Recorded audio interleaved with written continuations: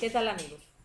Somos un grupo de estudiantes conformados por Yajaira Rodríguez, Ligia Vélez, Marcela Martínez y Liliana Mendoza, de la Cátedra de Análisis Financiera, dictado por el especialista en finanzas Eder Alcides Parodi Camargo, en el programa de Administración de Empresas de la Universidad del Magdalena, ubicada en la ciudad de Santa Marta. En esta ocasión presentaremos un diagnóstico financiero realizado a la empresa comercializadora internacional bananera de exportación Banes S.A., perteneciente al sector 29, comercio al por mayor, y cuyo objeto social de esta es la comercialización de productos colombianos en el mercado externo, en especial del banano, y quienes junto con 4 empresas más hacen parte del grupo Banasan, Bananeros Unidos de Santa Marta S.A. Banes se encuentra ubicada en la calle Primera C, número 2258, edificio Bahía Centro, en la oficina 702 de la ciudad de Santa Marta, Colombia. Para la realización de este diagnóstico, tomamos los estados financieros de la página web de la Superintendencia de Sociedades de Colombia y los indicadores del sector fueron tomados de la base de datos empresariales BAINT. El periodo a tratar será 2010 y 2011, los que nos permitirán analizar los principales indicadores de la empresa, como son los indicadores de liquidez, de endeudamiento, de eficiencia, los de cobertura, de interés, de rentabilidad y así si la empresa está generando o destruyendo valor. Por último, los indicadores de quiebra. Iniciamos analizando cómo se encuentra el sector del comercio al por mayor en Colombia. Así podemos comparar el comportamiento de este con el de la empresa en estudio. El sector, según palabras del ministro de Industria y Turismo, el doctor Sergio Díaz Granados, que dice que en los 2 últimos años este sector de comercio ha generado 710.000 puestos de trabajo. Colombia, en un ámbito de paz, podría aumentar en 2 puntos adicionales a su crecimiento económico. De otra parte, señaló que gracias a la agilización de la política comercial, a las medidas para impulsar el desarrollo empresarial, a la confianza inversionista y a los avances macroeconómicos, entre otros factores, Colombia es el país de América Latina que mejor ha sabido resistir los embates de la crisis de la economía mundial. Ahora vamos a analizar los diferentes indicadores de la empresa, para lo cual empezaremos por el análisis vertical y el horizontal. El análisis vertical nos permitirá mirar solamente la concentración en los activos y cuál es su financiación, por lo que es indispensable contar con el balance general y el estado de resultados. Este análisis consiste en tomar cada una de las cuentas y confrontarlas con una base o cifra totalizadora. Para este caso, tomaremos solo el año 2011. Como podemos observar, estos son los datos que nos da el 2011.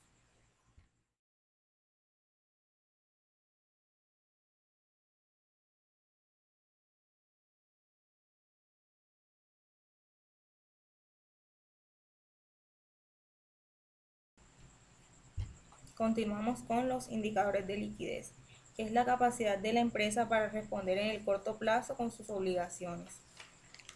¿Cómo hallarlos? La razón corriente es igual a activo corriente sobre pasivo corriente. Luego tenemos la prueba ácida, que es igual a activos corrientes menos los inventarios sobre pasivo corriente. Y por último el capital de trabajo, que son activos corrientes menos pasivo corriente. Los indicadores de liquidez de la empresa Banes S.A. en los años 2010 y 2011 muestran que existe una buena capacidad para responder con sus activos corrientes por sus deudas, debido a que en el primer periodo estudiado cuenta con 2.1 pesos del activo para responder por cada peso del pasivo a corto plazo, y en el segundo tuvo un aumento del 2,75%.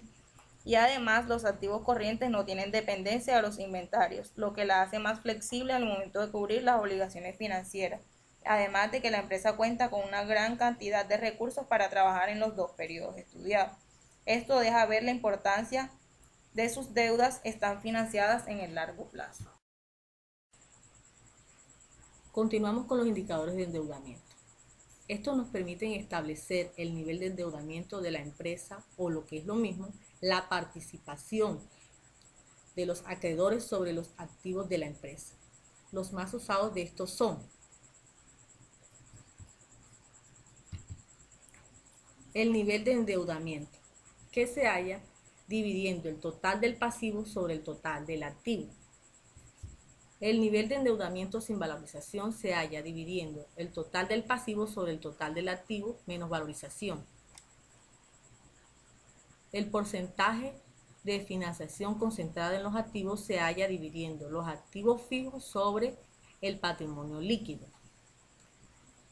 La concentración del endeudamiento o nivel de endeudamiento a corto plazo se halla dividiendo el pasivo a corto plazo sobre el total pasivo.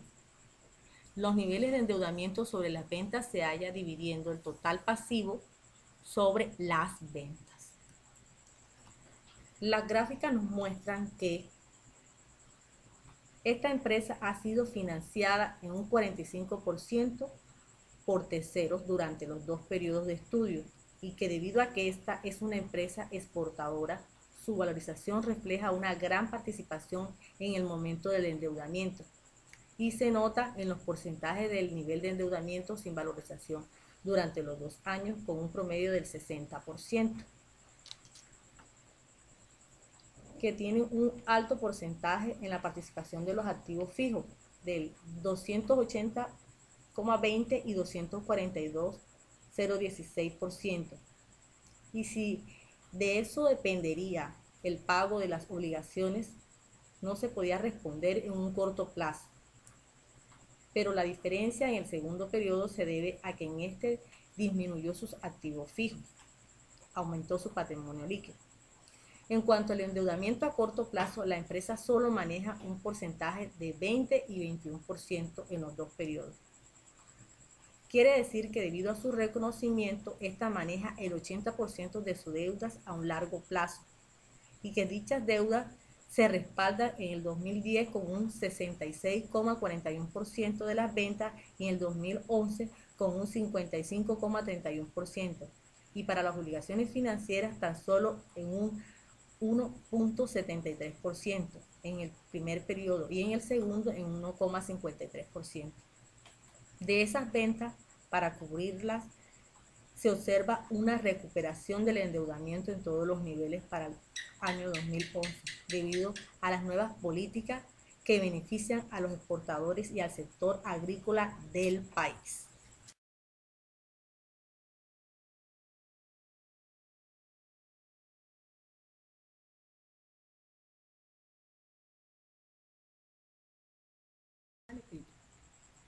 Los indicadores de cobertura de intereses de la empresa comercializadora internacional bananera de exportación S.A. reflejan que no posee suficiente cobertura dentro de su utilidad operacional para responder al nuevo crédito. Y comparando los periodos, se observa que estos indicadores aumentan de manera irrelevante y deja ver la poca capacidad real de la empresa para responder a sus necesidades. Y por no contar con amortizaciones ni depreciaciones, no se puede calcular efectivamente el EBITDA, lo que indica que la utilidad real para el cubrimiento de los gastos operacionales es de 0,61 veces en el año 2010 y 0,81 veces en el año 2011.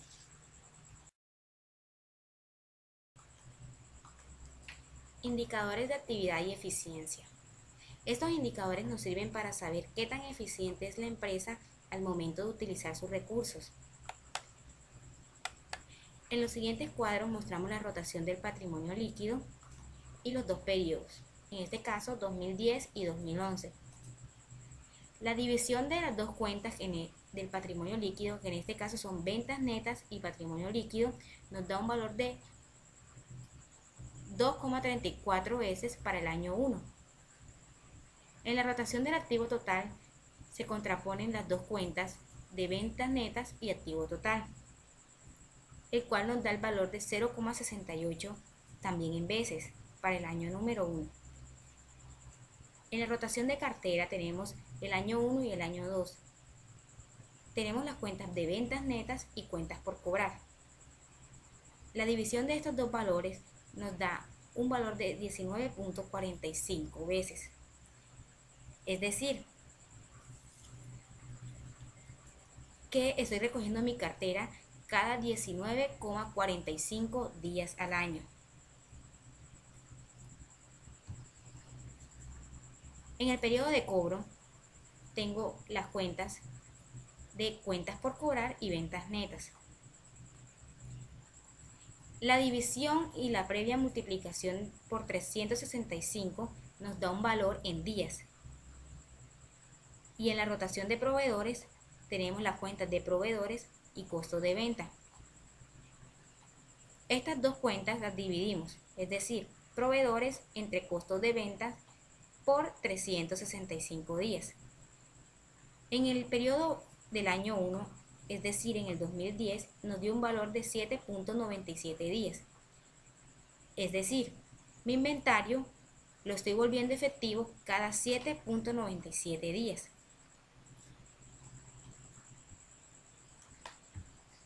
En el siguiente gráfico podemos ver, en una gráfica de tabulados, los diferentes valores para la rotación del patrimonio líquido, para la rotación del activo total, para la rotación de cartera, para el periodo de cobro y para la rotación de proveedores. Árbol de rentabilidad. El árbol de rentabilidad es otro indicador que nos permite conocer cuáles son esos puntos fuertes y cuáles son esos puntos débiles de la empresa. Manejamos tres colores. El color verde significa una variación positiva, el color rojo significa una variación negativa y el color negro significa que no hubo variación. Para empezar, tendremos una rentabilidad operativa para el año 1 y el año 2. Esta se halla a través de la utilización de dos cuentas: utilidad operativa sobre activos operacionales. Luego pasaremos a la productividad de activos operativos, la cual se halla dividiendo los ingresos operacionales sobre los activos operacionales. Por consiguiente, hallamos la productividad de capital de trabajo, la cual se halla dividiendo los ingresos operacionales sobre ya sea inventario o clientes. La productividad de capital fijo se halla dividiendo los ingresos operacionales sobre el capital fijo. En este caso, el capital fijo sería las maquinarias menos las depreciaciones de ellas mismas.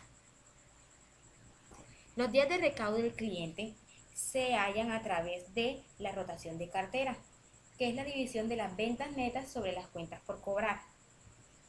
Los días de inventario se hallan a través de la división de inventario sobre costo de venta por 365. El margen operacional se halla dividiendo la utilidad operacional sobre las ventas netas de cada año. El margen bruto se halla a través de las cuentas de utilidad bruta y ventas netas y la división de estas dos. El porcentaje de gastos operacionales se halla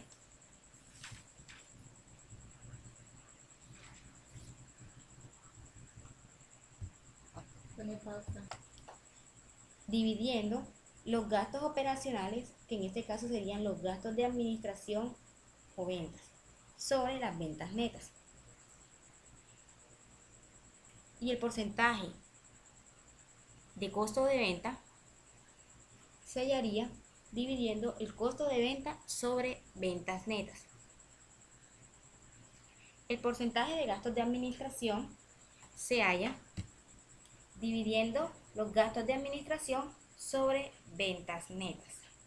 Como podemos ver, la variación del ingreso y la variación del costo se halla a través de los ingresos operacionales en la variación de ingreso y los costos de venta en la variación de costos de venta. Estos se hallan a través del la división del año 2 sobre el año 1 menos 1. La gerencia de valor. Por gerencia de valor se entiende la serie de procesos que conducen al alineamiento de todos los funcionarios con el direccionamiento estratégico de la empresa, de forma que cuando tomen decisiones ellas propendan por el permanente aumento de su valor. La estructura financiera y estructura de capital. La estructura financiera es la sumatoria de todos los pasivos financieros y el patrimonio. La estructura de capital es la sumatoria de todos los pasivos financieros de largo plazo y el patrimonio. En el caso de la comercializadora internacional Banex, podemos contar con una deuda con costo de 4.862.150 pesos y un patrimonio con costo de 5.411.330 pesos. El total de la deuda y patrimonio con costo es de 10.273.435 pesos, con un porcentaje de deuda de 0,47% y un porcentaje de patrimonio de 0,53%. Costo de capital promedio ponderado. Este es la rentabilidad mínima que debe producir los activos de una empresa, es decir, es un costo esperado en el largo plazo que recoge las expectativas de costo de deuda y de patrimonio para un lapso muy amplio. La fórmula para calcular este es el porcentaje de la deuda por el costo de la deuda o KD más el porcentaje del patrimonio por el costo de patrimonio o KD. Estos dos valores deben sumarse para poder hallar el WACC, donde la deuda es el pasivo financiado por el inicio del periodo y el patrimonio es el patrimonio con costo al inicio del periodo. Para calcular el costo de deuda o KD es necesario tener los gastos financieros y dividirlos con la deuda con costo. Cabe resaltar que el costo de capital o KD es el costo de financiarse con pasivos que tienen costo. De igual manera se debe hallar el costo de patrimonio o KE. Esta es la tasa esperada por el accionista en el largo plazo y depende de la expectativa de riesgo. La fórmula para calcularla es KE igual a KL más KM menos KL por B sub I más RP, donde cada una de estas siglas, la KL es la rentabilidad libre de riesgo del mercado, KM la rentabilidad del mercado, KM menos KL la prima por el riesgo del mercado, B sub I es la medida del riesgo específico de la empresa y RP el riesgo país. Mostraremos de manera detallada cómo hallar cada una de estas variables. Para hallar la KL, la rentabilidad libre de riesgo del mercado, se debe ingresar a la página blonder.com. En esta, como muestra la gráfica, vamos a escoger la opción de los bonos a largo plazo de 10 años. En este caso viene siendo 2,20%. Para hallar la variable KM menos KL, prima de riesgo del mercado, podemos ingresar a la página de banca de inversión en Bancolombia, dándole en el link simuladores, luego dándole clic en valoración de empresas y luego en simuladores. Esta desprenderá un archivo en Excel, el cual debemos escoger supuestos de valoración, donde encontraremos la prima de mercado accionario en Estados Unidos. En este caso, para el 2013 es 6,2%.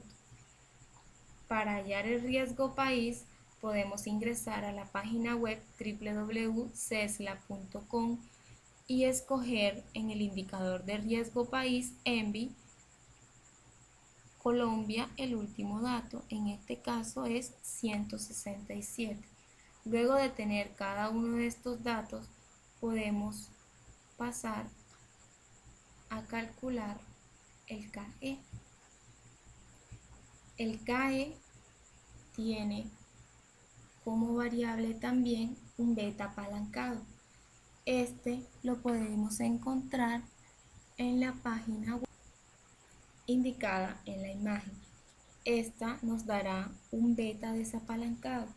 Cabe indicar que se denomina la beta del sector. Es una medida de riesgo que relaciona la volatilidad de la rentabilidad de una acción con la volatilidad de la rentabilidad del mercado. Esta página nos da un beta desapalancado, como lo había indicado anteriormente, el cual debe aplicársele la fórmula anteriormente vista, donde se encuentra el beta desapalancado, que debe multiplicarse por 1 más la deuda por 1 menos la tasa impositiva sobre el patrimonio. Este resultado será el beta apalancado. Luego de tener estos datos, se procede a calcular el costo de patrimonio o KE. Este resultado nos dará en dólares. Por lo tanto, debe aplicarse una fórmula a pesos. Esta fórmula es 1 más el KE por 1 más el porcentaje de devaluación, el cual se obtiene de dividir la tasa representativa del mercado de un año sobre la tasa representativa del mercado del año anterior menos 1. Obteniendo el costo de patrimonio, se procede a calcular el WACC. Este ejercicio nos arroja la utilidad operativa de la empresa y los costos por uso del capital. Y el EVA, que indica que la empresa está destruyendo valor en vez de generar.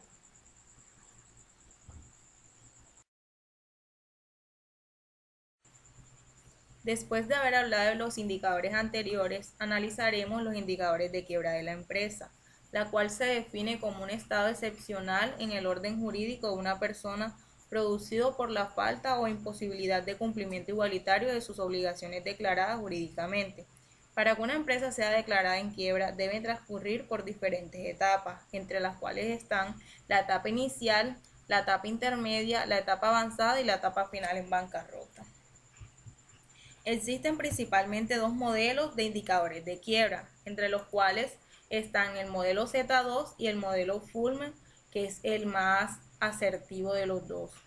La función para hallar el modelo Z2 es 6,56x1 más 3,26x2 más 6,71x3 más 1,05x4, en donde x1 es igual al capital de trabajo sobre el activo total. x2 es igual a las utilidades retenidas sobre el activo total. x3 es igual a las utilidades operativa sobre activo total y x4 es igual al valor del patrimonio sobre el pasivo total.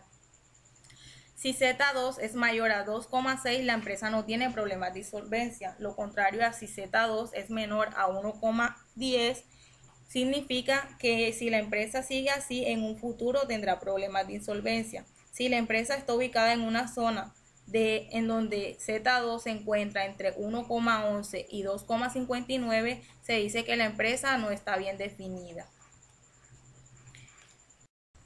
Los resultados de X para Z son los siguientes: un 4% para X1, un 3% para X2, un 2% para X3 y un 120% para X4, los cuales se multiplican por el valor estándar y nos arrojan un total de un 1,72, lo cual indica que el Z se encuentra entre 1,11 y 2,59. La empresa se encuentra, según el resultado, en una zona no bien definida y de seguir así podría caer en un estado de insolvencia.